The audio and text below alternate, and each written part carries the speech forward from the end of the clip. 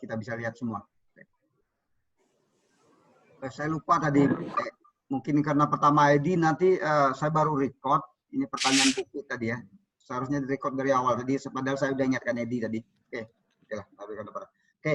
Kesempatan pertama silakan Ibu Rina Sitahayu, Dr. Rina Sitahayu untuk menyampaikan tanggapan atau catatan atau masukannya mungkin sekitar 10 menit kalau bisa Bu Rina. Kalau terpaksa 15 menit ya nggak apa-apa juga. Silakan Bu Rina. Ya.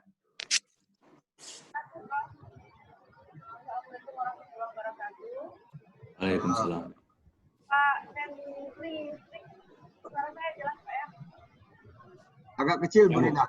Agak kecil Bu. Agak kecil. Ini gimana? Kedengeran? Ah ya, betul ya. Itu juga? Bagus ya.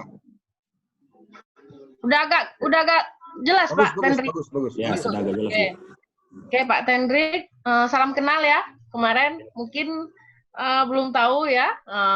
Saya nelpon mungkin dikira teman satu angkatan kuliah. Iya Bu. Oke. Sama kayak Pak siapa kemarin tuh dikiranya saya udah ibu-ibu umur 60-an. Oke Pak Tendrik, saya udah baca ini proposal disertasinya. Saya ucapkan selamat ya, udah sampai di tahap proposal. Terima kasih Bu. Ya, saya lihat sebenarnya temanya CSR ya. Udah banyak juga sih ya mengangkat masalah CSR ini. Cuman saya ingin menggali apakah benar-benar ada apa namanya ya novelty-nya di dalam proposal disertasi yang sudah Pak Tendri susun ini ya. Oke, Pak Tendrik, mungkin di latar belakang saya coba melihat sebenarnya pola yang Anda susun ini sudah cukup menarik ya. Mulai dari cara meruntun membuat sebuah latar belakang dari yang umum, kemudian Anda coba mempersempit ya, mengerucutkan sampai ke permasalahan yang ingin Anda angkat. Cuman ada beberapa masukan dari saya mungkin yang bisa dicatat atau diperbaiki ke depan ya Pak Tendrik ya. Nah, oke, yang menarik di halaman 6 itu Anda menyatakan bahwa para ahli menyarankan bahwa kalau kita ingin melihat pengaruh tanggung jawab sosial pada kinerja organisasi akan lebih baik melalui mekanisme mediasi ya, yang berkaitan dengan sikap dan perilaku karyawan.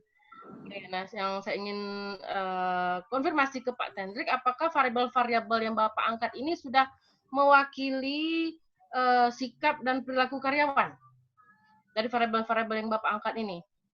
Ini kan ada kepercayaan organisasi, identifikasi organisasi, keterlibatan karyawan ya, dan komitmen. Gimana Pak? Kita clearkan itu dulu. Ya, jadi seperti yang saya sampaikan di awal tadi bahwa di konsep yang disampaikan Turker 9, kemudian Paru 2013, bahwa antiseden dari komitmen organisasi itu adalah CSR, keterlibatan karyawan, komitmen organisasi, kepercayaan, identifikasi. Jadi variabel-variabel yang ada di sini merupakan antiseden dari komitmen organisasi. Oke, nah karena itu Anda kan ingin ya jadi main jurnal Anda kayaknya nih si penelitiannya Faruk ini ya? Turker. Turker ya? Oke. Nah di dalam soalnya saya lihat di sini banyak sekali Anda membahas beberapa penelitian Faruk ya dan Turker, tapi kayaknya kok lebih banyak yang si Faruk. Nah kemudian Anda coba mengangkat novelty penelitian ini dari beberapa hasil penelitian yang inkonsistensi ya. Memang itu salah satu cara untuk mendapatkan celah penelitian atau field gap ya. Nah, hanya saja Anda harus bisa mempertajam atau meyakinkan bahwa di dalam penelitian Anda ini memang variabel yang Anda angkat, baik itu dari fenomena maupun dari kajian empirisnya, itu adalah sebuah novelty ya, Pak Tendrik ya. Ya, halo Pak Tendrik. Ya, karena memang masih sangat minim. Saya baca di sini gimana ya, Anda tuh masih kayak malu-malu gitu loh, menyatakan bahwa ini adalah sebuah keterbaruan penelitian gitu, Ya, harus dipertajam dan dipertegas lagi kalimatnya dalam sebuah statement yang jelas, ya Pak Tendri ya. Ya, Bu. Nah, oke. Kemudian Anda mengatakan juga di halaman 6 dalam penelitian Faruk 2013 tidak terdapat pengaruh ya, tidak berpengaruh pada kepercayaan ya. CSR tidak berpengaruh terhadap kepercayaan, identifikasi, komitmen organisasional. Nah, kemudian saya cross check di halaman 38 itu beda lagi. Anda mengatakan berpengaruh. Nah, jadi tolong dilihat lagi jurnalnya. Ya, dicek kembali. Jangan sampai nanti hasilnya tuh nggak sinkron. Ya, Pak ya? Ya. Tolong Ya, dicek kembali, Pak ya. Nah, jadi di depan Anda bilang tidak berpengaruh, di belakang Anda bilang berpengaruh. Ya. Yang tidak berpengaruh itu salah satu dimensi, yaitu dimensi lingkungan. Ya, tapi yang di belakang ada juga dimensi di dalam sini, variabel ini yang tidak berpengaruh, tapi di halaman 38 ada katakan pengaruh. Ya. Oke, nanti tolong dicek lagi ya Pak ya, satu-satu variabelnya ya.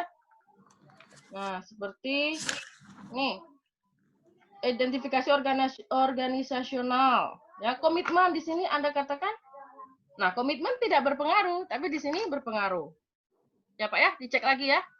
Ya Bu. Ya, Bu. Oke, kemudian saya juga belum menangkap di latar belakang sebenarnya urgensi penelitian ini apa, ya belum clear, ya. Nah, karena setidaknya di sebuah latar belakang penelitian itu minimal mengungkapkan 3 hal, ya. Basic fact pertama, Anda sudah mulai mengkaji secara fenomena, empiris, teoritis dan segala macam. Tapi urgensinya sama novelty-nya itu masih kurang tajam ya Pak Hendrik ya. Nanti tolong diperbaiki untuk di latar belakang. Oke, kemudian Anda juga di latar belakang ini sudah hanya menceritakan bagaimana CSR yang fenomena-fenomena CSR yang ada di sektor perbankan di Indonesia. Ya. Tapi Anda belum menceritakan apa sih uniknya CSR itu atau apa pentingnya CSR itu terhadap komitmen organisasi. Itu yang paling poin, Pak Hendrik ya. Ya. Oke. Kemudian ada juga beberapa penulisan, nantilah penulisan itu ya, ini ada di dalam proposal, nanti bisa Pak Hendrik lihat sendiri seperti tanda kutip yang harusnya setelah titik huruf besar, malah setelah koma huruf besar itu sebenarnya juga bukan tugas promotor atau kopromotor untuk mengoreksi tulisan ya. Sebaiknya Anda minta tolong teman dibaca gitu ya, dikoreksi atau Pak Hendriknya sendiri lebih intens memeriksa tulisan Bapak ya. Ya, Bu. Ya, Bu. Oke. Ya, Bu. Oke, kemudian untuk tadi rumusan masalah Pak Hendrik ini hanya sedikit aja ya, masalah kalimatnya aja kan dicocokkan dengan itu kesesuaian dengan tujuan ya. Di dalam tujuan itu Anda ingin menguji peran pemediasi kan antara CSR dengan komitmen kerja karyawan. Nah, tolong ditambahkan sedikit aja kalimatnya Pak. Yang untuk rumusan itu, apakah hubungan CSR dengan komitmen organisasional karyawan mampu dimediasi? Tambahkan kata mampunya, Pak ya. Ya, Bu. Ya, jadi lebih greget gitu istilahnya Bu Pit, lebih greget gitu ya. Oke. Kemudian saya pengen konfirmasi kegunaan penelitian Pak Hendrik. Apakah memang iya penelitian Bapak ini sampai kepada kegunaannya yaitu sebagai panduan dan gambaran bagi perusahaan dalam menentukan strategi yang tepat ketika merancang CSR. Sampai kepada untuk panduan untuk merancang CSR kah? Ya, CSR bagi karyawan, Bu. Oh, sampai ke situ tahapannya nanti? Iya, sampai situ. Oke, dipertanggungjawabkan loh ya. Oke. Kemudian ada lagi. Nah, pemilihan objek penelitiannya di beberapa perbankan yang sudah menerapkan. Nah, ini juga tolong untuk alasan pemilihan objek penelitiannya, Pak. Bapak tuh cari fenomena yang benar-benar mendukung penelitian Bapak, gitu ya. Ya, Bu. Jadi benar-benar mengena gitu loh. Kenapa Anda harus mengangkat di CSR ini di perbankan? Karena dari beberapa latar belakang fenomena yang Anda angkat itu masih terlalu minim, ya, masih terlalu sedikit sekali ya yang melatar belakangkan atau yang menyebabkan Anda harus benar-benar mengambil CSR itu kenapa harus diperbankan. Ya, Ya, Bu. Pak ya? Ya. Oke. Di sini saya mengungkapkan, Bu, Kemudian bahwa itu penggunaan secara penelitian sudah. Oh ya, halaman 23 itu Pak, tolong dicek nanti spasi-spasinya. Kemudian halaman 53. Sebentar, saya buka halaman 53. 53 ini terkait penelitian terdahulu, Pak Tendrik. Itu informasi yang Bapak sampaikan terlalu sedikit ya Pak ya. Penelitian terdahulunya itu jangan cuma penelitian sama temuan aja Pak ya. Coba ditampilkan juga mengenai alat analisisnya apa ya, kemudian sampelnya bagaimana. Coba ditambah dengan keterangan lain dari beberapa penelitian terdahulu itu Pak ya, tabelnya itu. Dan kemudian Anda juga harus menjelaskan apa sebenarnya bedanya penelitian terdahulu dengan penelitian sekarang. Harus ada itu di bawah tabel penelitian terdahulu. Oke, Pak Hendrik. ya, Bu. Oke, kemudian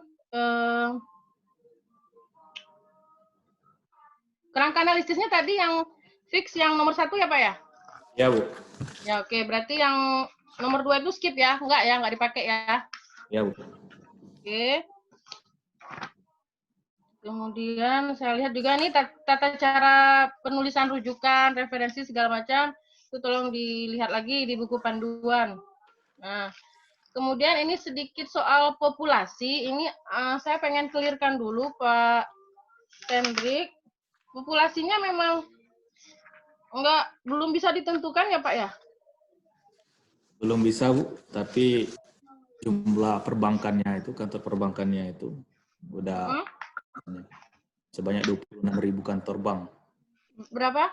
Ya, 26.404. 26.404 bank. Kantor bank, ya. Oh, kantor bank. Oh, yang sudah menerapkan CSR. Yang sudah menerapkan CSR. Oh. Itu kantor bank yang meliputi kantor pusat, wilayah, cabang, dan unit. Oh, di halaman berapa, Pak? Saya kok nggak ketemu ya? Belum dimasukkan, Bu. Oh, pantasan. Soalnya saya bingung juga. Setidaknya karena saya lihat Bapak tuh sudah ada kunjungan ke website, ya, ke website beberapa perusahaan-perusahaan perbankan di Indonesia. Nah, artinya kan setidaknya kita udah punya gambaran tuh beberapa jumlah perbankan yang bisa dijadikan populasi, dan Anda sudah berani menjustifikasi Anda sampelnya pakai CARE sekitar 400 responden. Oh, ternyata belum dimasukkan memang ya di dalam proposalnya. Oke, nanti ditambahkan Pak ya. Ya, Bu. Oke, kemudian itu saja saya mau mengklirkan populasinya aja tadi ya, supaya setidaknya kan sudah ada gambaran sebenarnya populasinya berapa, dan Anda sudah menentukan bahwa sampel nanti sekitar 400. Validitasnya sudah oke. Dah, selebihnya yang tanda baca, kemudian typo segala macam nanti lihat aja di dalam catatan disertasinya. Ya, Cukup saya segitu aja, Prof. Kamal. Terima kasih, Bu Rina. Pak Henry, ada komen? Sementara Gimana Pak Henry? Halo? Sementara belum, Bro. Oke. Selanjutnya Bu Dr. Rini Indriani, silakan Bu Dr. Rini Indriani. Terima kasih Prof. Kamal, Ketua Sidang, atas kesempatan dan waktunya. Pak Tendri. Ya, Bu. Oke. Bapak mengambil judul peran pemediasi kepercayaan organisasi ya. identifikasi organisasi, keterlibatan karyawan pada hubungan antara CSR dan komitmen organisasi. Ya, Bu. Ya, Pak. Identifikasi organisasi, itu apa yang Bapak maksudkan? Organisasi yang dimaksud ini adalah perusahaan-perusahaan yang melaksanakan CSR, Bu. Perusahaan-perusahaan? Karena Yang kalau saya baca di bab 2-nya, itu Bapak cenderung bicara masalah bagaimana karyawan atau citra perusahaan bagi karyawan. Iya, betul. Iya. Nah, masalahnya kan saya tadi agak ada kalimat lain nggak, Pak, selain identifikasi organisasi? Karena jujur saya mengatakan itu sangat abstrak, dan apakah itu bisa dijadikan nama dari sebuah variabel? Ya, Pak Tendria? Ya, Bu. Lalu kemudian Bapak mengangkat masalah CSR ya? Ya, Bu. Corporate Social Responsibility. Dan saya baca di latar belakang dan berdasarkan apa yang itu kan cukup banyak CSR ya, ada kepada karyawan, ada kepada lingkungan dan seterusnya. Nah, yang Bapak maksud ini kayaknya ke semua ya, Pak? Ya, betul, Bu. Ya, kemudian Bapak regres menjadi satu-satu variabel. CSR kepada pemerintah, CSR kepada karyawan, kemudian masyarakat dan seterusnya. Jadi 4 variabel. Bapak bagi CSR-nya. Namun, di permasalahan Bapak, itu Bapak hanya mengatakan CSR. Bagaimana Bapak menyimpulkan nanti? Kalau misalnya kepada karyawan itu berpengaruh positif, tapi kalau masyarakat dan lainnya tidak berpengaruh positif. Karena kalau saya lihat background Bapak, itu mengatakan banyak perusahaan yang melakukan CSR, namun CSR-nya tidak ke karyawan, tapi lebih cenderung kepada lingkungan, kepada nasabah, atau kepada di eksternalnya, bukan kepada internalnya. Nah, bagaimana nanti CSR ke eksternal itu tidak berpengaruh positif terhadap komitmen ya? Ya. Nah, ini bagaimana ini ya, Bapak? Jadi di sini saya melihat persepsi karyawan kan, Bu, terhadap CSR yang dilakukan perusahaannya kepada 4 dimensi itu kan, Bu. CSR dilakukan perusahaan kepada lingkungan, masyarakat, kemudian kepada pelanggan, konsumen. Memang dari hasil-hasil temuan penelitian sebelumnya, yang sangat signifikan terhadap persepsi karyawan itu adalah CSR kepada karyawan sendiri. Dan simpulannya nanti juga akan dibedakan menjadi 4 dimensi itu kan, nggak cuma satu CSR saja. Oh, Bapak fokus ke CSR kepada karyawan kah atau ke 4-4-nya? Ke 4-4-nya, Bu. Tapi nanti kita sampel-sampelnya itu adalah karyawan. Jadi melihat persepsi karyawan ini terhadap CSR yang dilaksanakan oleh perusahaannya kepada ke-4 dimensi tadi. Oke. Bapak melihat persepsi karyawan kepada ke-4 dimensi. Nah, kemudian pengaruhnya ke komitmen kalau berbeda bagaimana, Pak? Ya, apakah dengan CSR yang dilakukan oleh perusahaan terhadap ke-4 dimensi tadi, itu berpengaruh kepada komitmen mereka, seperti itu, Pak. Jadi berdasarkan teman-teman penelitian dimensi yang paling berpengaruh terhadap komitmen itu adalah CSR terhadap karyawan. Oke, itu kan akan menghasilkan hal yang berbeda ya, Pak ya. Itu perlu Bapak ini kan. Lalu pada saat di latar belakang, saya sudah melihat fenomena, tapi cenderung ke fenomenanya adalah fenomena global ya, Pak ya. Di perbankannya sendiri bagaimana, Pak? Itu di perbankan sendiri kan, perbankan ini telah bagus dalam pelaksanaan CSR-nya melalui pengungkapan-pengungkapannya baik di laporan keuangan tahunan ataupun di media-media atau website resmi yang mereka tuangkan. Namun dalam kenyataannya di perbankan ini adalah sektor perusahaan yang memiliki angka turnover karyawan paling tinggi yang merupakan konsekuensi dari komitmen organisasi, yaitu merupakan adalah turnover karyawan kan Bu. Jadi pelaksanaan CSR yang sudah bagus, namun di lain sisi ada permasalahan turnover karyawannya malah tinggi. Seperti itu, Bu. Nah, yang saya permasalahkan retensi karyawannya, dalam hal ini berkenaan dengan komitmen karyawannya. Isu yang saat ini yang mungkin paling dominan berkenaan dengan keluarnya karyawan perbankan itu kan isu riba sebenarnya, Pak. Kalau kita melihat bahwa kedengaran Pak Tendri? Kedengaran, ya Bu.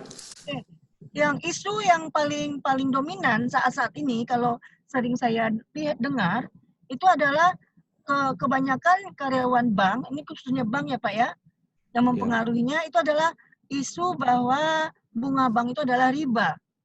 Ya, Bu. Ini yang menyebabkan komitmen karyawan menjadi kurang baik di bank belakangan ini. Bagaimana argumennya Pak Tendri? Jadi itu mungkin nanti termasuk di dimensi CSR terhadap konsumen kan Bu. Jadi bagaimana penerapan CSR dapat menjamin produk-produk yang mereka lakukan itu bisa diterima oleh konsumen baik secara legal ataupun secara syariah tadi kan. Jadi itu mungkin nanti masuknya terhadap CSR kepada konsumen. Seperti itu, Bu. Ya, karena itu sesuatu hal yang berbeda ya, Pak.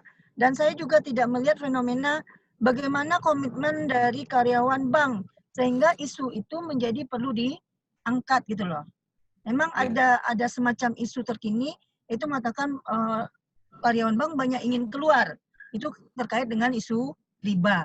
Nah, saya tidak melihat di latar belakang Bapak yang menyampaikan bagaimana kondisi perbankan di Indonesia berkenaan dengan keinginan karyawan untuk keluar menjadi sebagai pegawai gitu loh, atau berpindah ke tempat pekerjaan lain. Itu tidak saya lihat di latar belakang. Lalu yang kedua yang tidak saya lihat tuh gap teoritis, Pak. Bapak hanya berdasar gap praktisnya ada, gap empirisnya ada, tapi tidak ada gap teoritis. Karena kalau istilahnya, kalau level S1 kita bicara masalah di gap praktis. Sedangkan di S2 kita bicara masalah gap empiris. Nah di S3 kita sebenarnya mempermasalahkan gap teoritis. Nah saya tidak melihat ada gap teorinya di latar belakang. Itu mungkin perlu Bapak eksplor lagi dan perlu Bapak tambahkan lagi. Ya Pak Tendri ya. Halo, ya, Bu. dengaran.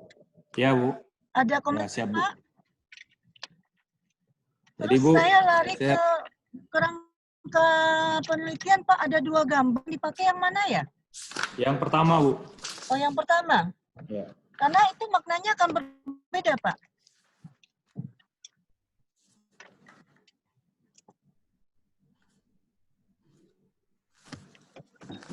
Maknanya akan berbeda.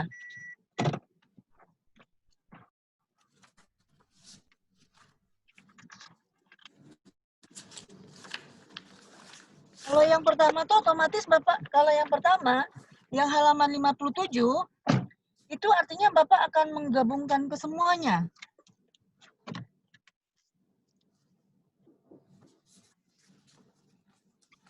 Dia tetap satu-satu, Bu. Dalam simpulannya kalau nanti. Kalau satu-satu artinya di halaman ke-58 ya, Pak? Ya, dalam pengujiannya nanti satu-satu, Bu. Setiap dimensi itu. Artinya kepada di halaman 58. Nah, itu tentu akan mempengaruhi hipotesis dan juga akan mempengaruhi pertanyaan penelitian. Lalu pengukuran variabelnya, Pak, halaman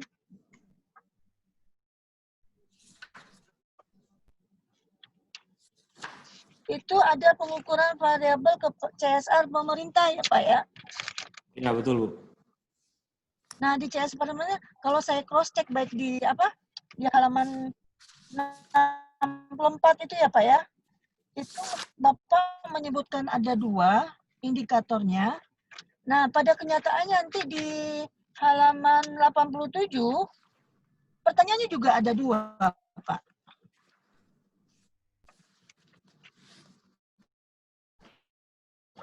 Benar nggak, Pak? Artinya Ya. indikator yang Bapak maksud di dalam di bab 3 itu sama dengan pertanyaan penelitiannya, Pak Tendria. Ya, betul. Nah, itu yang menjadi permasalahannya.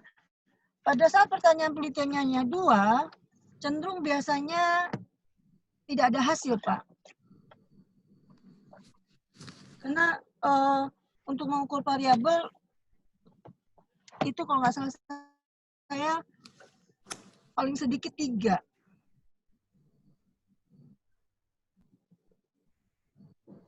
Ya, Bu, nanti saya akan perbaiki. Ini karena mengadopsi dari Turker 2009 itu yang hanya menggunakan indikatornya. Otomatis Tarker itu sendiri kan mungkin itu indikator tapi bukan measurement, bukan yang menjadi bahan pertanyaannya. Lalu yang kedua, saya bicara masalah CSR. Sebenarnya di CSR itu sendiri sudah ada indeks ya Pak ya?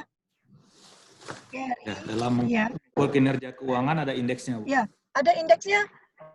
Di sana kalau kita lihat indeksnya juga, dia ada yang CSR-nya terhadap bukan hanya keuangan tapi terhadap karyawan juga ada. Ya, betul. Kan dia indeks itu dibagi beberapa dimensi. Ya, dimensi yang harus diamatin. Kalau nggak salah 5 atau 4, kalau nggak salah kurang lebih. Nah, salah satu dimensinya itu adalah dia bercerita tentang karyawan. Dan dimensi ini kemudian di breakdown lagi menjadi indikator-indikator. Memang dilihat di dalam laporan keuangannya, tapi itu bisa saja menjadi bahan Bapak untuk membuat pengukuran variabel CSR-nya sendiri. Iya, Bu.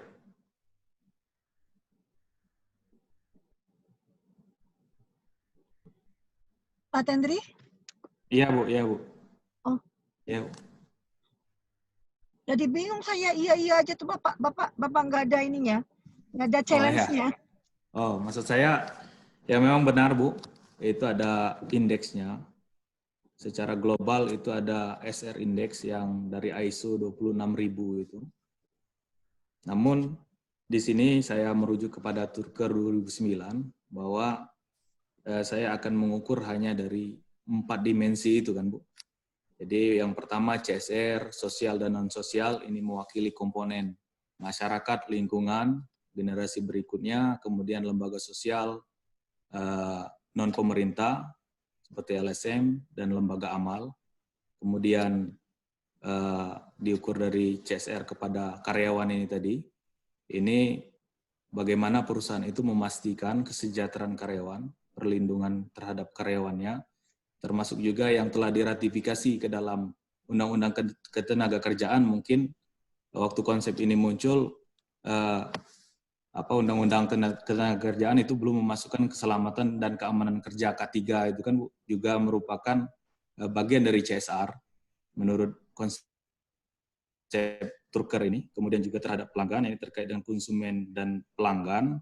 Kemudian juga terhadap pemerintah. Nah, di dalam dimensi ini memang banyak pandangan, seperti kemarin saya konsultasi dengan Pak Slamet, bahwa kepada pemerintah ini ada salah satu perspektif yang menyatakan bahwa ini bukan termasuk CSR, kan, Bu? Karena itu sudah merupakan kewajiban mematuhi aturan-aturan dan membayar pajak itu bukan kewajiban lagi. Namun dalam jurnal yang saya rujuk ini, Turker 2009, dia merujuk juga kepada model yang dibuat oleh Carroll 1979, itu yang menyatakan bahwa dia tetap memasukkan dimensi legal atau dimensi pemerintah ini, karena penting baginya melihat pemahaman karyawan tentang legalitas ini, atau aturan-aturan yang telah ditetapkan oleh pemerintah. Termasuk juga dia menilai bahwa tentu tidak ada karyawan yang ingin bekerja pada institusi atau perusahaan yang menyesatkan otoritas publik. Jadi kira-kira pengukuran atau pembagian dimensi-dimensi dalam CSR itu seperti itu kan. Iya Pak, saya sudah itunya Pak, bahwa itu pembagiannya, makanya tadi CSR-nya mungkin ada perlu Bapak pertimbangkan lagi, CSR mana yang akan Bapak ambil untuk diamati, karena dia berhubungan dengan komitmen karyawan ya Pak ya? Iya. Sangat berhubungan dengan karena hubungannya dengan komitmen karyawan. Lalu metode pengumpulan data, tolong dieksplor lagi ya Pak, karena Bapak hanya mengatakan kuesionernya akan disebarkan secara online dan offline. Ya. Tapi Bapak tidak mengatakan secara offline itu bagaimana, apakah Bapak menggunakan snowball atau yang lainnya, saya nggak tahu juga. Lalu sebagai online itu bagaimana prosedurnya Bapak menyebarkan kuesionernya. Nah, karena ini ada dua mekanisme penyebaran kuesioner, Bapak perlu melakukan sensitivitas analisisnya. Apalagi kalau timingnya juga akan berbeda. Itu di metode pengumpulan data. Lalu populasi tadi sudah dipertanyakan Bu Rina ya Pak ya. Karena Bapak tidak menyatakan dengan clear banknya bank jenis apa, konvensional kah, syariah kah, atau bank perkreditan rakyat, itu tidak Bapak fokuskan. Apakah kesemuanya? Kalau kesemuanya itu cukup banyak ya Pak ya. Ya. Lalu apakah hanya bank yang terdaftar di Bursa Efek Indonesia itu bisa dilakukan juga? Itu kepada kecenderungan bank yang sudah terdaftar di BEI itu biasanya mereka sudah punya CSR-nya. Mereka biasanya sudah punya CSR-nya. Dan bahkan di industri perbankan mungkin berkenaan dengan merekrutmen nasabah ya Pak ya. Ya. Reputasi, image itu penting. Ya. Sehingga kecenderungan bank itu rasanya CSR sudah dilaksanakan, walaupun mungkin bukan CSR terhadap karyawan, tapi kepada tujuannya adalah untuk pemasaran, untuk marketing ya Pak ya. Strateginya untuk marketing. Jadi populasi dan sampel Bapak perlu Bapak clearkan lagi. Apakah semuanya? Nah, atau hanya bank konvensional saja atau bank syariah saja, karena ini akan tentu mereka menghadapi berkenaan dengan komitmen karyawan, mereka menghadapi masalah yang berbeda-beda, cenderung hampir sama tapi akan berbeda-beda. Misalnya kayak isu tadi yang saya sampaikan, isu riba di bank syariah mungkin agak sedikit berkurang. Itu yang perlu Bapak perhatikan. Lalu Bapak pakai SEM ya, Pak? Ya, Bu. Oke. Kemudian tadi di slide selintas saya melihat Bapak mengatakan Bapak akan melakukan uji kombat alfa ya? Ya, betul.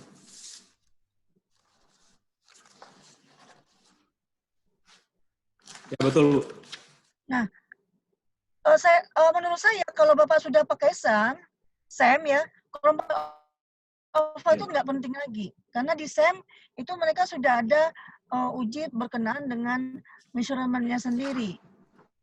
Ya Pak Tendri ya, Bapak kembalikan lagi ke SEM-nya. Lalu persamaannya Pak, tolong ya Pak ditetapkan. Begitu juga diagram ininya, diagram dari SEM-nya sendiri. Perlu Bapak tambahkan lagi. Ya Pak Tendri? Ya Bu, siap Bu. Baik Prof. Kamal, terima kasih, cukup dari saya. Terima kasih banyak Prof. Terima kasih Ibu Dr. Indriani. Selanjutnya saya Pak Tendri. Nah, sebut bentar Ibu Rini. Pak Tendri, jadi saya hanya menambah pada intinya sama ya, saya dengan Ibu Rina sama Ibu Rini tadi. Saya hanya menambah saja. Jadi pertama Pak Tendri, nanti citasinya gunakan program aja Pak Tendri ya. Halo Pak Tendri. Ya, paham saya maksud? Nanti bisa Mendeley mau EndNote itu silakan. Tapi menggunakan program supaya tim promotor tidak capek memeriksa itu hal-hal yang sifatnya teknis. Karena saya lihat belum ya, Pak Tendri. Nah, saya sama komentar dengan Ibu Rini, Ibu Rina, saya melihat sebenarnya grand teori yang mau diangkat Pak Tendri itu apa gitu. Seharusnya itu kan sudah muncul dikatakan di bab 2 itu di awal, Pak Tendri cerita terkait dengan isu yang diangkat, yang mau Pak Tendri kaitkan dengan teori apa gitu. Ya jangan, kalau saya lihat itu kan Pak Tendri hanya menampilkan potongan-potongan teori gitu ya, tidak ada satu kesatuan yang menceritakan terkait dengan topik dengan isu yang diangkat. Di latar belakang juga saya baca sampai tuntas nggak ketemu juga saya, Pak Tendri ya. Iya bro. Ya halaman 58 itu gambar tadi ya, halaman 58 itu tidak salah ya. Ya gambar rangka penelitian bro. Nah mungkin ya jangan gitu aja Pak Tendri, ada penjelasan, ada ilustrasi gitu ya dari gambar itu. Nah yang lebih penting lagi dari gambar itu, nah yang menjadi novelty Pak Tendri itu yang di mananya? Yang tanya Bu Rina tadi. Nah itu harus muncul, ya cuma ditampilkan gini siapapun bingung nih. Ya, Ya, bro. ini kan mengadopsi dari Parker ya 2009 Pak Rok ya dan Buta. Ya betul. Nah, yang Pak Tendrinya yang mana? Ya, nah, nanti diskusikan dengan tim promotor. Kemudian halaman 62 Pak Tendri, tabel 31 tuh kalau saran saya skala pengukurannya harus ditampilkan.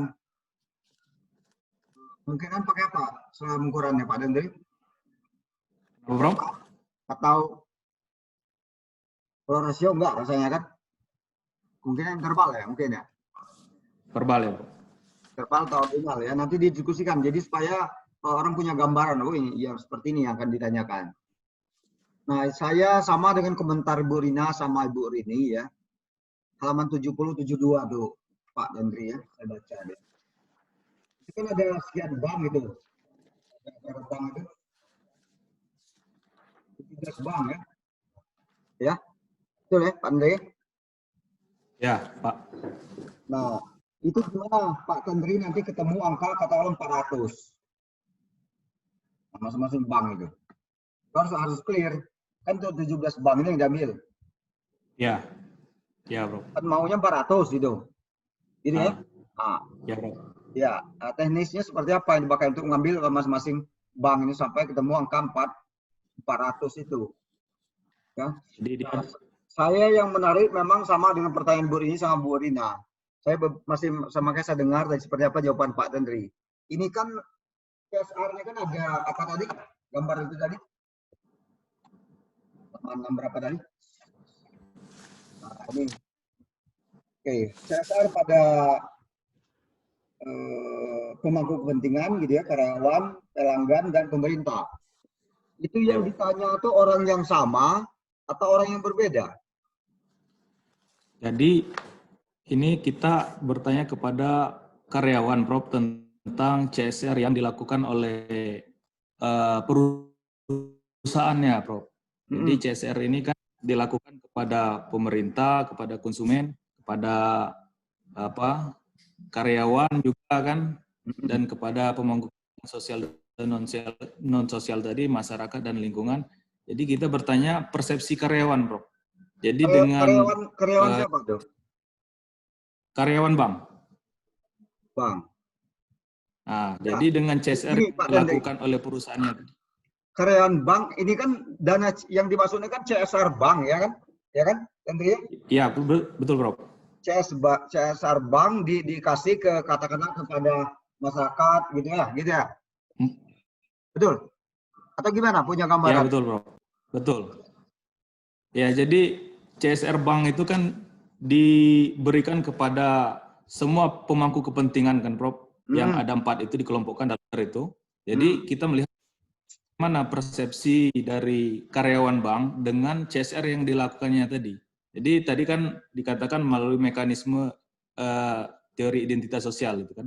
Apakah mereka meningkatkan komitmen organisasinya? Jadi berdasarkan penelitian-penelitian terdahulu itu memang yang meningkatkan komitmen organisasi secara signifikan itu adalah CSR yang diberikan oleh perusahaan kepada karyawannya, Bro. Nah, ini yang saya khawatirkan gini. Apakah mereka itu tahu? Karena tidak semua karyawan bank itu kan paham tentang itu. Kalau bukan bagian dia, nanti apakah tidak bias dalam dia memberi jawaban?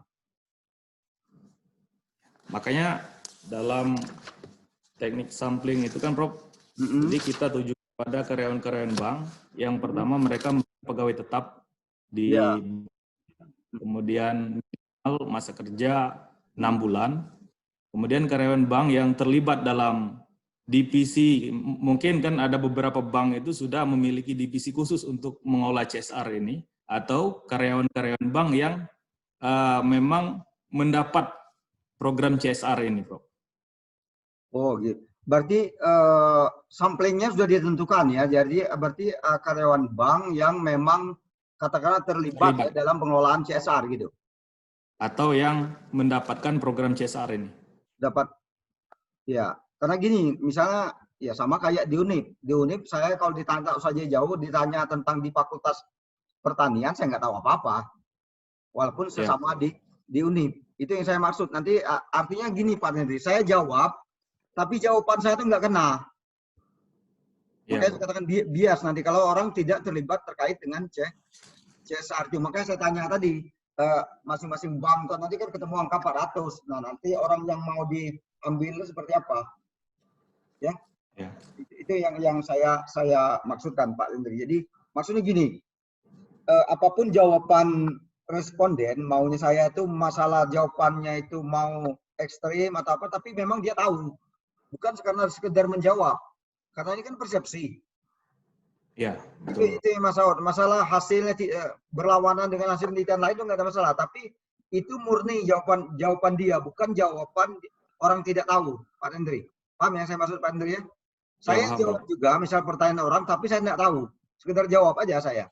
Itu yang saya takut nanti. Jadi waktu di run hasilnya kan tidak seperti yang kita harapkan. Saya pikir itu saja dari saya Pak Hendri. Tidak banyak, saya hanya melengkapi dari muji yang lainnya. Selanjutnya mungkin saya lanjut ke tim promotor. Mungkin Pak Willy terakhir aja, seperti Pak Willy ya, karena ketua promotor. Mungkin mulai dari Pak Slamet aja dulu. Ya, Prof. Silakan, Pak Slamet. Pak Slamet, silakan. Ya.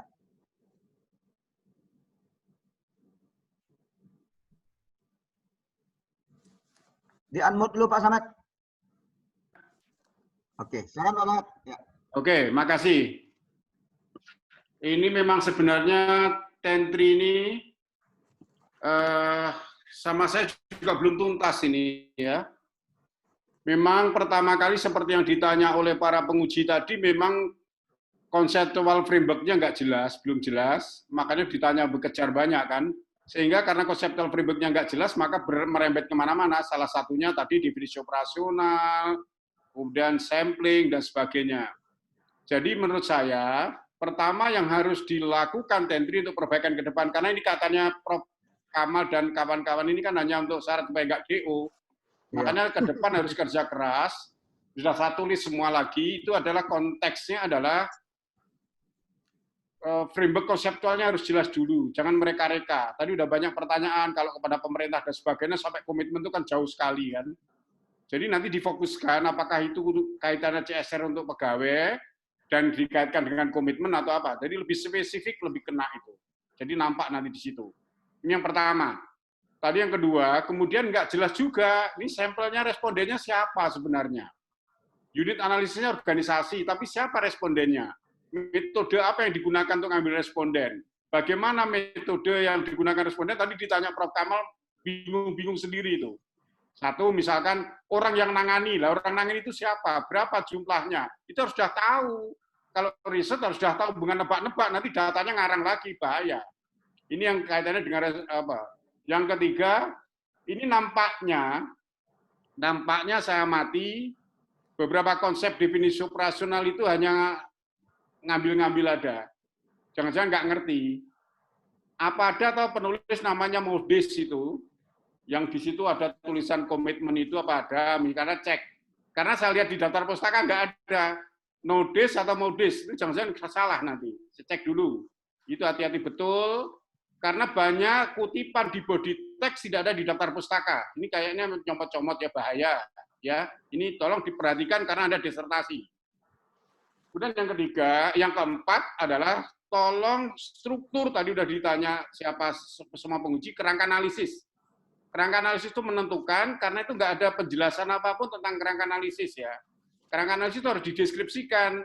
Oke, ini konsep siapa, digabung-gabung konsep umumnya seperti apa, nah nanti masuk novelty-nya di mana dari riset kita, misalnya itu dijelaskan di kerangka analisis.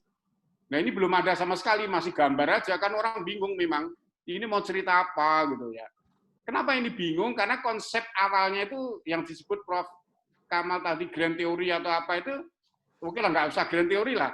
Konsep-konsep apa yang akan digunakan yang menyambung itu, ini yang penting ya. Ini yang penting karena kalau nggak ada itu nggak susah dibuktikan karena ini apa explanatory research bukan exploratory. Kalau exploratory nggak masalah sih, apa saja bisa dieksplor gitu. Tapi kalau explanatory konsep yang mendahului harus jelas. Ini yang bolak-balik berdiskusi dengan saya belum tuntas tapi harus ujian ya oke ujian dulu nggak apa-apa nanti diperbaiki ke depan. Saya kira itu Prof yang penting sudah saat semua nanti di saran saya. Terima kasih Prof. Assalamualaikum. Terima kasih Pak Slamet. Sebagai koordinator selanjutnya Dr. Fitri Santi. Ya.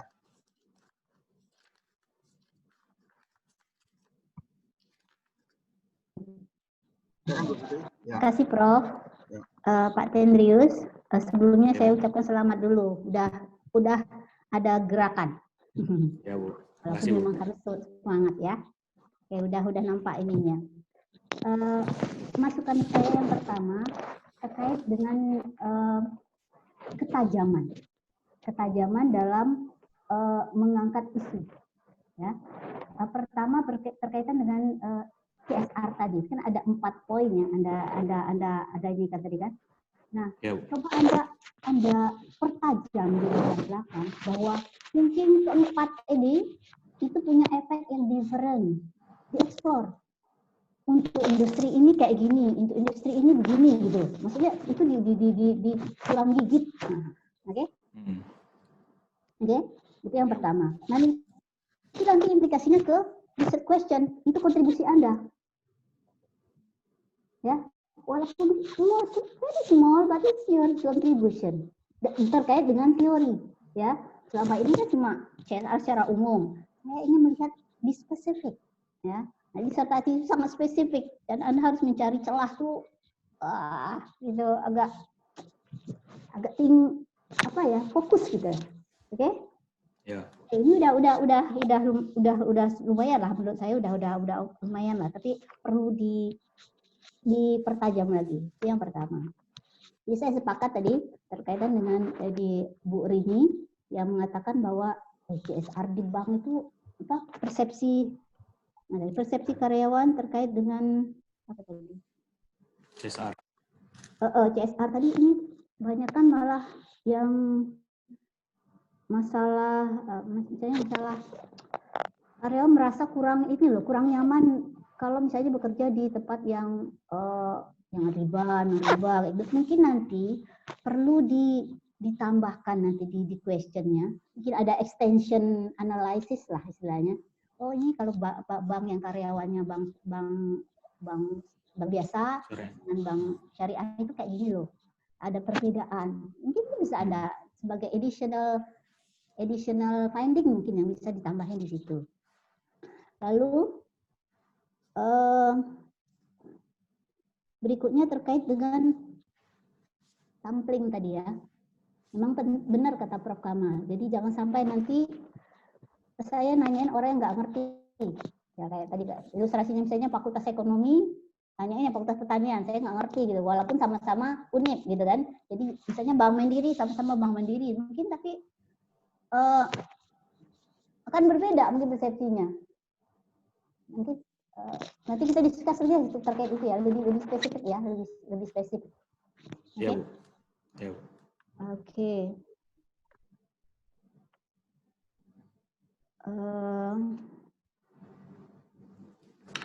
Kayaknya itu aja dulu dari saya, Prof. Terima kasih Bu Fitri. Selanjutnya mungkin dari Ketua Promotor Bapak Dr. Willy Ablias, silakan Bu, Pak Willy. Ya. Oke, terima kasih Prof. Sebelumnya kepada tim penguji saya ucapkan terima kasih ya tadi Bu Rina, Bu Dr. Rina, Bu Dr. Rini, terus tadi Prof. Kamal, lalu tim promotor ada Pak Dr. Slamet dan Bu Dr. Fitri Santi.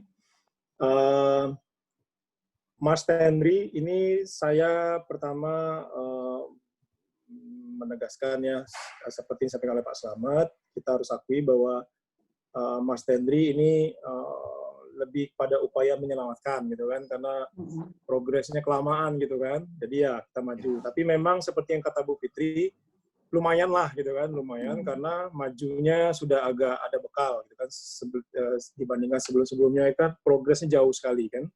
Hanya gak ada lumayan. Jadi kita apresiasi di sana. Tapi yang dikatakan oleh Pak Samad benar bahwa ini masih banyak nih pekerjaan yang harus diselesaikan ya. Nah, saya mencatat ada 3 hal besar nih yang harus diperbaiki. Seperti catatan saya kemarin juga waktu sebelum saya ACC untuk maju ya. Walaupun sebenarnya memang kalau seperti kata Pak Samad, memang sebenarnya kalau ditahan memang masih harus diperbaiki. Pertama yang disampaikan oleh Prof. Kamal tadi terakhir menekankan pertanyaan Bu Rini terutama itu pemodelan ya. Tadi Pak Samad juga bilang ya pemodelan itu kan kemarin juga gambar model penelitian tuh kan saya kemarin saya termasuk mempertanyakan itu kan. Ini konsistensinya pemodelan ini dengan nanti hipotesisnya dengan pengukurannya dan pengujian kan gitu. Nah, kembali merujuk pada yang ditanya Bu Rina. Ini sebenarnya rujukannya itu teorinya seperti apa? Teorinya seperti apa gitu kan? Kemudian tuh ini apa tuh lebih ke apakah dia unidimensi atau multidimensi? Nah, terakhir tadi Pak Henry menegaskan oh multidimensi bilangnya gitu kan. Nah, kalau memang multidimensi berarti Pak Henry cek lagi nanti itu artikel. Nah, artikelnya memang dikasih, udah tunjukin ke saya kan, dan artikelnya itu memang memposisikannya itu multidimensi. Tapi kita harus melihat lagi ke belakangnya, ke belakang, maksudnya itu ke rujukan dia sebelumnya. Karena kan CSR bukan siapa namanya tadi? Tucker, bukan dia yang pertama juga kan. Kemudian komitmen organisasional juga bukan dia juga yang pertama. Jadi ini dicek lagi. Nah, kemudian tadi juga benar disampaikan dipertanyakan oleh Bu Rini juga oleh Bu Rina gitu kan. Ini sebenarnya ini kan agak confusing supaya nanti penyampolannya itu yang disampaikan oleh Pak sama Pak Kamal itu nggak bingung. Supaya nggak confusing, sebenarnya CSR ini kan jenisnya banyak nih. Jenisnya kan banyak, bentuknya maksudnya itu bentuknya banyak. Nah, kemudian ini mau yang difokuskan itu yang di mana? Kalau dicampur, di mix, nanti penyampelannya akan bias atau tidak. Nah, ini harus diputuskan. Nah, kemudian organizational commitment. Tadi ada pertanyaan Bu Rini. Sebenarnya saya nunggu-nunggu nih. Saya mau tadi tuh mau sempat memutus tadi kan, menginterpretasikan. Ada pertanyaan Bu Rini tadi itu berkaitan dengan identifikasi itu apa sih sebenarnya? Sayangnya Mas Stanley nggak bisa jawab. Sebenarnya itu kalau di Modi, makanya baca betul bedanya Modi sama Ellen Mayer kayak apa gitu kan. Nah, identifikasi itu nama konstruk atau nama sesuatu gitu kan. Nah, saya nggak akan jelasin di sini gitu kan. Nah, ini kan nanti baca gitu kan. Itu harusnya bisa jawab, Nah, jadi supaya nggak mix yang memunculkan confuse antara jenis CSR dan jenis OC-nya ini apa, organizational commitment-nya apa, sehingga nanti pemilihan sampelnya nggak bingung. Nah, ini harus ditegaskan. Ya. Nah, lalu nanti pemodelannya mau dibikin dia multidimensi atau dia dijadikan unidimensi. Baca lagi teori yang di itunya. Oke. Kemudian tentu turunannya menjadi ke hipotesis tadi yang disampaikan oleh Pak Slamet juga kan, juga dengan Bu Rina. Bu Rina semuanya mengarah sama. Ini catatan yang harus diperbaiki yang pertama ya. Yang kedua itu pengukuran tadi ambil tanpa menyadari secara penuh ini pengukurannya udah tepat nggak. Sebenarnya ada pertanyaan tadi dari Bu Rini kalau saya nggak salah ya, misalnya mengukur mengukur atau indikator sesuatu itu benar indikator itu atau bukan. Gitu. Nah ini yang kemudian tuh coba dicek kembali karena Bu Rini berpegang pada perspektifnya misalnya statistika multivariat, ada rule of three di dalam indicators, kan, dari reflective indicators.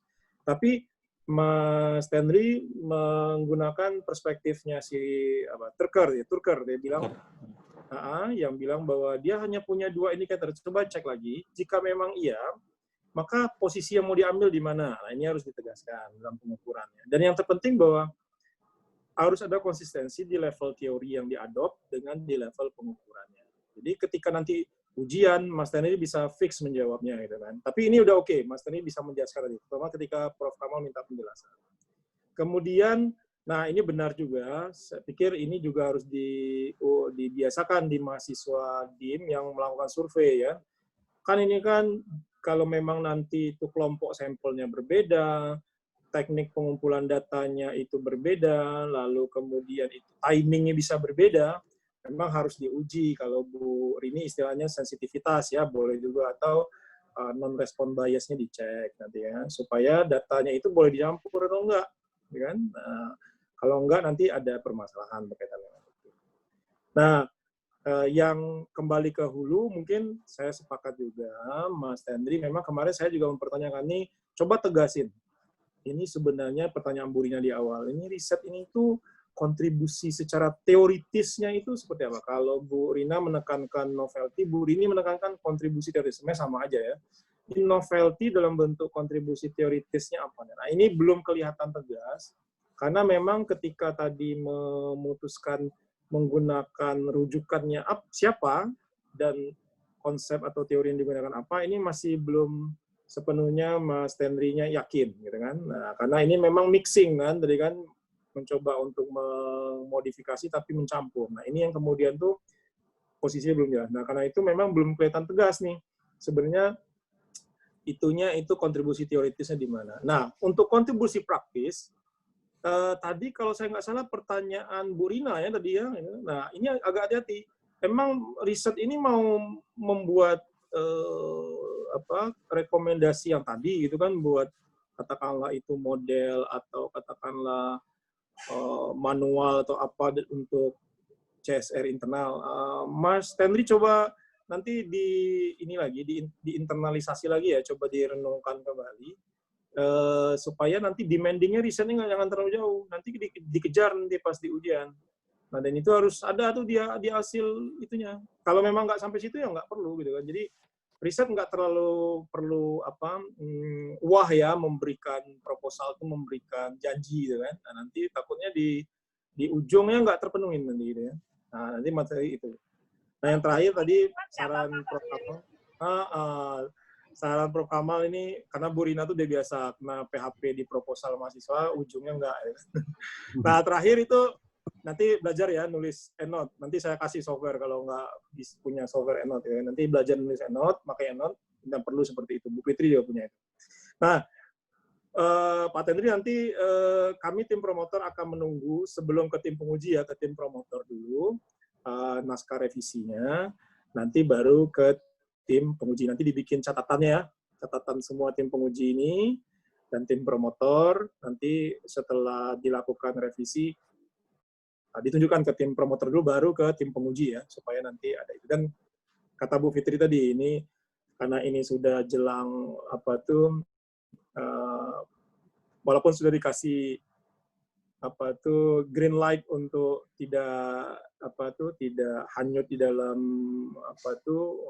titik aman pertama proposal, bukan berarti dilewatkan ya, untuk segera ngebut lagi gitu kan. Saya pikir ini sudah ada progres ya, memanfaatkan momentum perbaikan ini. Oke, itu aja Prof. Kamal. Terima kasih, Prof. Terima kasih semua tim penguji. Pak Henry, jadi saya agak happy nih Pak Henry bisa lolos gitu ya. Karena orang terakhir nih Pak Henry ini yang angkatan 4 Pak Henry ya. Ya, betul. Ya, angkatan 4 ya, bahkan sudah banyak ujian terbuka. Jadi gini, Pak Henry, walaupun Pak Henry maju yang terakhir, bisa aja sampai lebih cepat dibanding yang maju lebih dulu kan. Amin, Bu. Artinya kalau Pak Tendri semangat berkoordinasi atau berkonsultasi dengan tim promotor, saya pikir bisa lebih cepat. Ya, tapi kalau enggak, ya walaupun 2 tahun lagi juga enggak ada kemajuan, Pak Tendri ya. Jadi seperti itu kalau saran saya sering berkonsultasi ke tim promotor. Kalau saya Pak Tendri nanti silakan aja ya. Karena Pak Tendri sudah pernah ngambil cuti belum Pak Tendri? Sudah, Prof. 1 kali. Ya, sudah ya. Artinya Anda kan mau ngambil cuti tinggal 1 kali lagi. Ya 1 kali lagi silakan kalau katakanlah sambil nyusun, sambil nulis gitu nggak ini nanti silakan aja. Bagi saya ya sebenarnya nggak boleh ya saya pengelola menyampaikan hal seperti itu.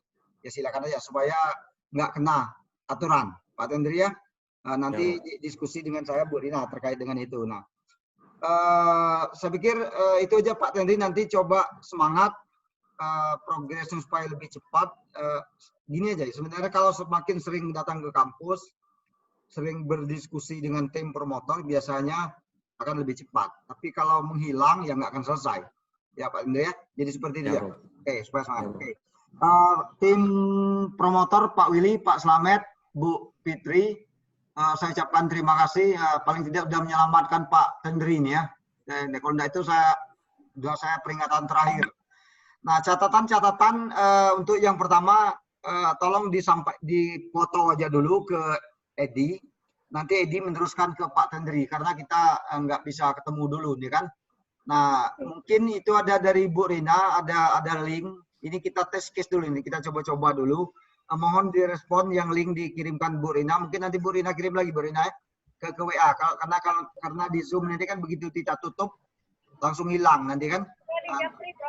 Japri ya, tolong mohon dicoba dulu. Tapi tetap yang kita pakai yang Bapak Ibu catat yang manual itu. Seperti yang saya sudah kirim tadi ke Edi. Karena ini mungkin catatannya lebih lengkap. Karena kalau yang lewat link itu kan tidak bisa banyak kita. Mungkin kita capek juga nulisnya. Jadi dipoto aja nanti dikirim ke Edi. Seperti itu. Mungkin ada tambahan Bu Rina, silakan. Ya, Prof. Untuk form proposal ini sementara memang kita buat kemarin baru batas 5 paragraf gitu ya, kolom gitu. Tapi kalau yang mungkin masukan yang lebih dari itu bisa nanti di program tadi dipoto, nanti dikirim ke Edi atau kirim ke Bapak, atau langsung ke mahasiswanya juga boleh, itu biar bisa cepat perbaikan. Mungkin untuk hardnya kan ini banyak coretan juga, Prof. Iya. Nanti bisa dititip sama Edi nanti. Ya. Edi yang ngambil, mungkin di program aja Bu Rina, karena nanti siapa lagi sempat ke kantor, dititip aja di program kan. Kalau nanti kesian juga Pak Tendri ke rumah-rumah, kita kondisi COVID kan kesian. Tapi kalau memang ini bagi saya pribadi nggak masalah, kalau Tendri mau ke rumah silakan aja kalau bagi saya pribadi. Tapi kan tidak semua orang bersedia untuk didatangi ke rumah. Jadi silakan aja mana yang terbaik kalau saya. Ya. Oke. Cukup Bu Rina? Oke. Jadi ke depan Pak Willy dan penguji yang lain, kita semua ke depan kemungkinan kita ujian online dulu karena kondisi COVID ini kan. Dimulai dari ujian Pak Endang nanti ya Bu Rina. Ujian tertutup Pak Endang mungkin kita online juga. Nah, ini sebenarnya kami belum siap nih dengan Bu Rina yang ujian proposalnya, cuman karena terpaksa siap juga akhirnya. Karena makanya kemarin tuh kita diskusi kata Bu Rina, nanti dulu Pak Kamal ujian saja, tapi terpaksa ternyata siap juga kalau terpaksa. Oke, cukup sekian.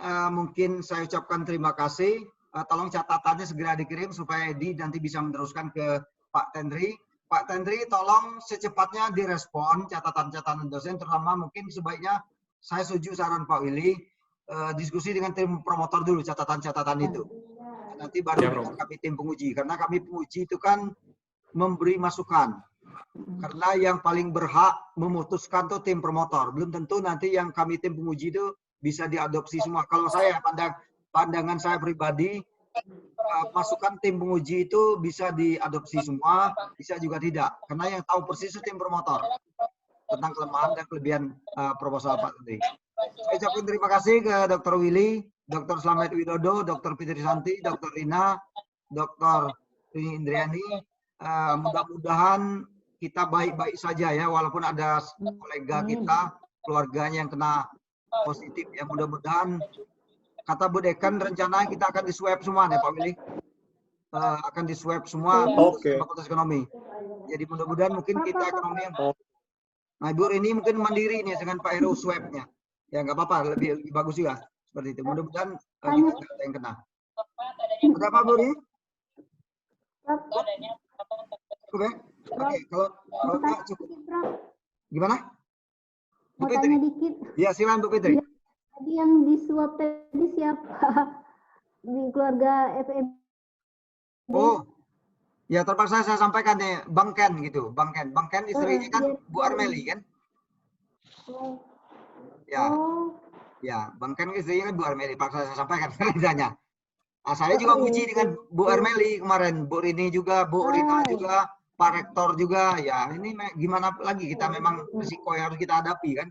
Tapi jarak kita jauh-jauh kemarin. Mudah-mudahan nggak ada. Mudah-mudahan hari ini Ibu Armeli swabnya keluar hasilnya. Karena di WA saya nanti hari ini katanya keluar hasil swab. Mudah-mudahan beliau negatif. Ya, seperti itu. Gitu. Ya Allah, semoga lah. Oke, kalau nggak ada silakan saya tutup. Mungkin silakan kita live masing-masing. Selamat Pak Tendria, tolong masih semangat. Oke, assalamualaikum warahmatullahi wabarakatuh. Oke, terima kasih Prof. Terima kasih Prof. Tidak foto. Oh, Bu Rina, foto dulu. Ya, foto dulu. Foto. Oke. Silakan, Bu Rina. Pak Slamet belum tuh. Pak Slamet. Selamat di Ya, foto. mau ambil foto dulu. Ambil foto dulu ya, Bu Rina. Silakan Bu Rina.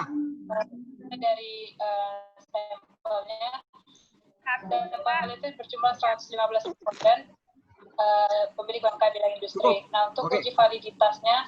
Oke, makasih. Oke, Sip.